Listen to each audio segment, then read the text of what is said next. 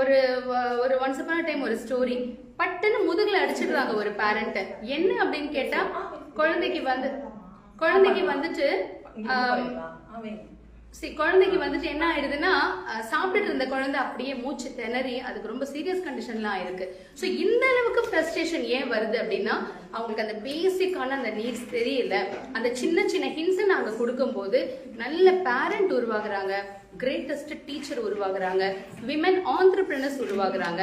Women entrepreneurs அப்படின்னா இப்போ நான்லாம் எங்கங்க இதுக்கு மேல எனக்கு ஒர்க்லாம் போற ஐடியா இல்லைங்க, I want to start my own business அப்படின்னு சொல்றீங்களா?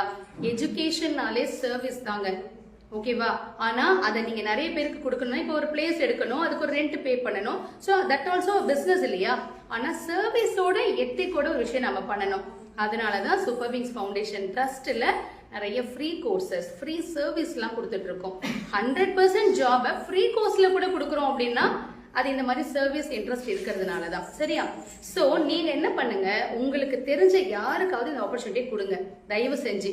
50 வயசு ஆன ஒருத்தர் வந்திருக்காங்க, எனக்கு ஜாப் போறதுல விருப்பம் இல்லைங்க, எனக்கு பிரான்ச்சைசி வேணும், 5 லட்சம் 10 லட்சம் யாராவது கட்ட முடியாதுங்க, நிறைய போய் கேட்டு ரொம்ப ஃப்ரஸ்ட்ரேட் ஆயிட்டேங்க. Nothing to worry, very simple, ரொம்ப ரொம்ப சின்ன சின்ன ஃபார்மாலிட்டிஸ் தான். நாங்க பணமே வாங்காம கூட பிரான்ச்சைசி கொடுத்துருக்கோம் உங்களோட திறமையை நம்பி. அதனால நீங்க தாராளமா வாங்க.